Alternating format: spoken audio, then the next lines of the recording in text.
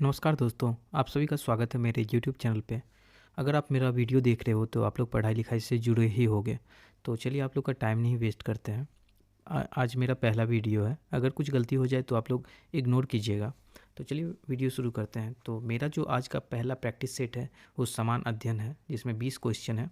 तो चलिए मैं पहला क्वेश्चन आप लोग के सामने रखता हूँ, और इसमें क्या है ना, मैं पर डे इसके साथ आंसर भी दे रहा हूँ और एक शॉर्ट डिस्क्रिप्शन भी ऐड कर रहा हूँ। अगर आप लोग को उससे हेल्प मिले तो आप लोग एक नोट बना लीजिएगा, जो मैं बार बार इस वीडियो में बोलूँगा, जो आप लोग यहाँ पे स्क्रीनशॉट लीजिए। तो आप लोग लेके और उसका नोट्स बनाइएगा। ये अभी 70वां बीपीएससी एग्ज़ाम होने वाला है, उसके रिगार्डिंग ये वीडियो है। तो पहला मेरा क्वेश्चन है, संविधान के किस अनुच्छेद के तहत भारत के राष्ट्रपति आपातकाल की घोषणा करते हैं? तो इसमें 4 ऑप्शन है। अनुच्छेद पहला ऑप्शन है ए अनुच्छेद 352, बी अनुच्छेद 356, सी अनुच्छेद 360 और डी अनुच्छेद 368। तो इसका आंसर है अनुच्छेद 352 ए। चलिए इसका विवरण जो है उसका आप लोग स्क्रीनशॉट अभी ले सकते हैं, और इसको मैं पढ़ भी देता हूँ। भारतीय संविधान के अनुच्छेद 352 के तहत राष्ट्रपति राष्ट्रीय आपातकाल नेशनल इमरजेंसी की घोषणा कर सकते हैं।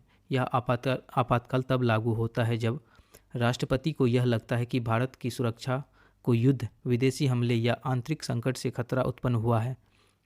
इस अनुच्छेद के तहत केंद्र सरकार को विशेष अधिकार प्राप्त होते हैं और राज्यों के मामले में भी केंद्र सरकार का हस्तक्षेप संभव है।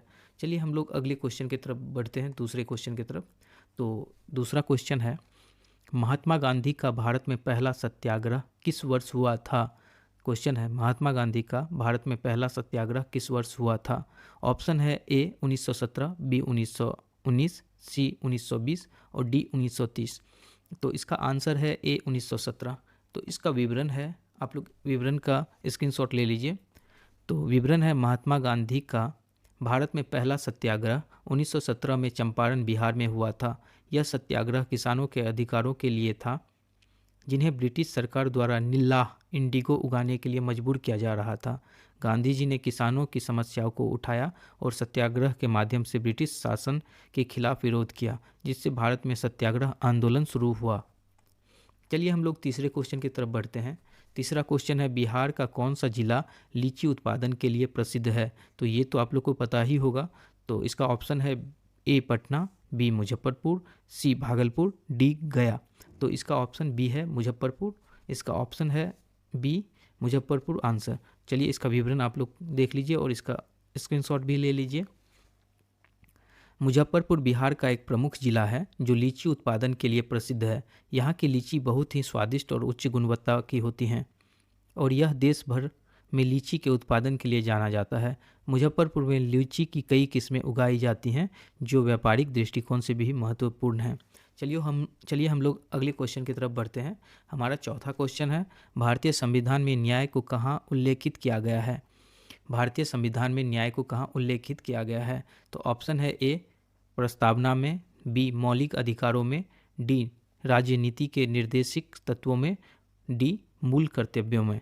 तो इसका आंसर ए है प्रस्तावना में। तो इसका जो विवरण है उसका आप लोग स्क्रीनशॉट ले लीजिए।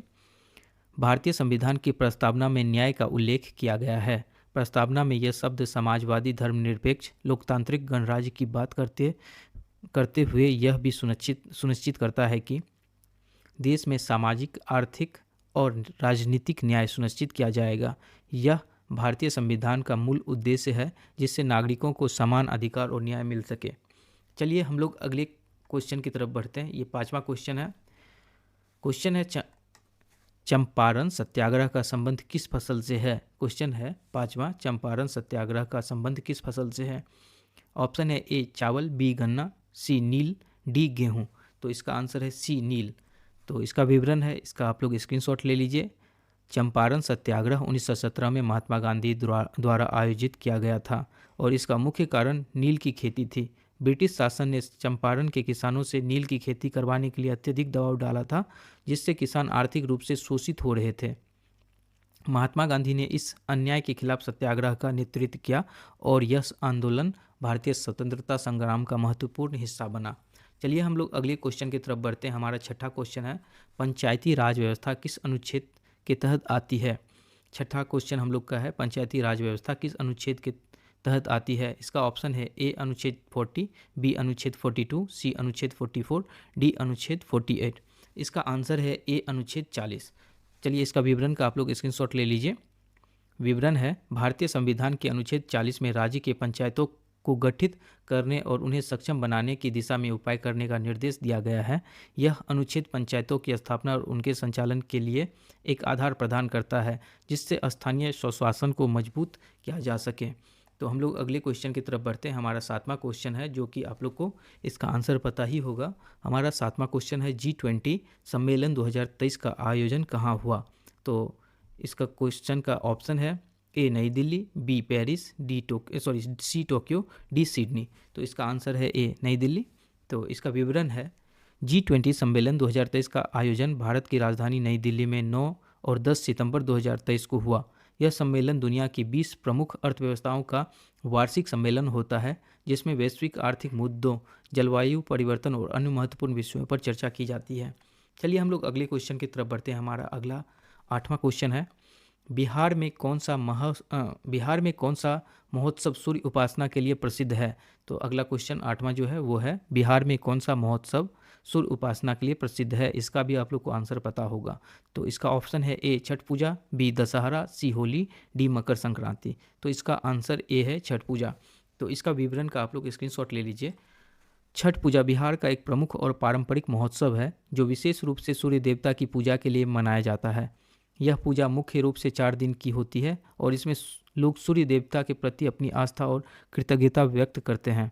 यह पर्व खासतौर पर बिहार, उत्तर प्रदेश, झारखंड और नेपाल के कुछ हिस्सों में बड़ी धूमधाम से मनाया जाता है। तो चलिए हम लोग अगले क्वेश्चन की तरफ बढ़ते हैं। हमारा 9वां क्वेश्चन है, बिहार राज्य का गठन कब हुआ था।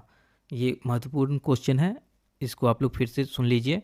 9वां क्वेश्चन है, बिहार राज्य का गठन कब हुआ था। इसका ऑप्शन है ए 1911, बी 1912, सी 1936, डी 1947। तो इसका आंसर जो है वो है 1912 बी। तो इसका विवरण जो है उसका आप लोग स्क्रीनशॉट ले लीजिए।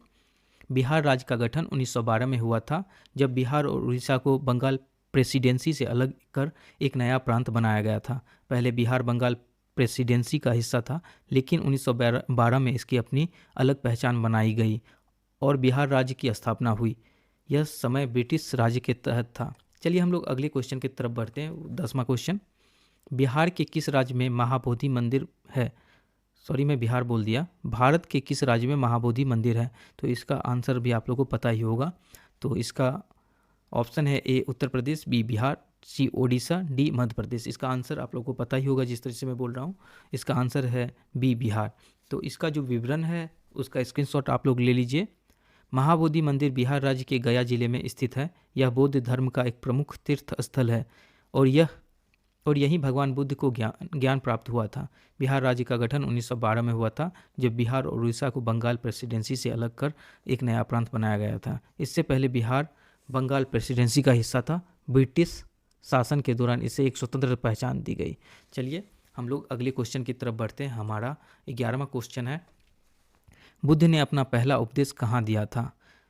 तो इसका ऑप्शन है A Kushinagar, B Sarnath, D Lumbini, D Gaya.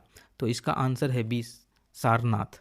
तो इसका विवरण है, इसका स्क्रीनशॉट आप लोग ले लीजिए।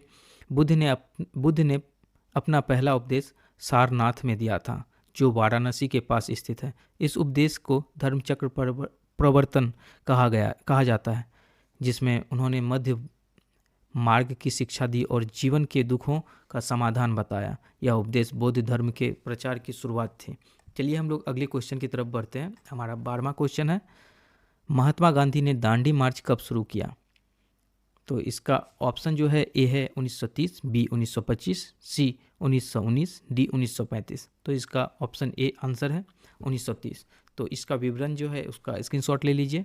महात्मा गांधी ने 12 मार्च 1930 को दांडी मार्च, सॉल्ट मार्च शुरू किया जो अहमदाबाद के पास स्थित दांडी नमक स्थान तक 240 मील का लंबा मार्च था। यह मार्च ब्रिटिश सरकार के द्वारा लगाए गए नमक कर के खिलाफ एक अहिंसक विरोध था और भारतीय स्वतंत्रता संग्राम का महत्वपूर्ण हिस्सा बना। चलिए हम लोग 13वें क्वेश्चन की तरफ आ गए हैं। हमारा 13वां क्वेश्चन है, भारत का पहला गवर्नर जनरल कौन था। तो इसका ऑप्शन है A Lord William Bentinck, B Lord Curzon, C Lord Mountbatten, D Lord Dalhousie. तो इसका आंसर जो है ए है लॉर्ड विलियम बेंटिक। तो इसका विवरण का आप लोग स्क्रीनशॉट ले लीजिए। लॉर्ड विलियम बेंटिक 1833 से 1835 तक भारत का एक गवर्नर जनरल था। उन्हें भारतीय प्रशासन में सुधार करने के लिए जाना जाता है, जैसे कि उन्होंने सती प्रथा को समाप्त किया और भारतीय समाज में अन्य कई सुधार किए। तो चलिए हमारा अगला क्वेश्चन 14वां है। तो 14वां क्वेश्चन है, पाटलिपुत्र किस नदी के किनारे स्थित है? तो ये आप लोग को पता ही होगा इसका आंसर। तो वैसे मैं ऑप्शन आप लोग को बता देता हूँ, ए गंगा, बी यमुना, सी गोदावरी, डी सरस्वती। तो इसका आंसर ए गंगा है। चलिए इसका विवरण का आप लोग स्क्रीनशॉट ले लीजिए। विवरण है, पाटलिपुत्र जो अब पटना के नाम से जाना जाता है, गंगा नदी के किनारे स्थित है। यह प्राचीन भारतीय इतिहास में एक प्रमुख नगर था और मौर्य और गुप्त साम्राज्य के समय इसकी अहमियत थी। चलिए हम लोग अगले क्वेश्चन 15वें क्वेश्चन पे आ गए हैं। 15वां क्वेश्चन है, निम्न में से कौन सा युद्ध अशोक के जीवन को बदलने वाला था? निम्न में से कौन सा युद्ध अशोक के जीवन को बदलने वाला था? तो इसका ऑप्शन है, ए तराइन का युद्ध, बी कलिंग का युद्ध, सी पानीपत का युद्ध, डी खानवा का युद्ध। तो इसका आंसर जो है वो बी है, कलिंग का युद्ध।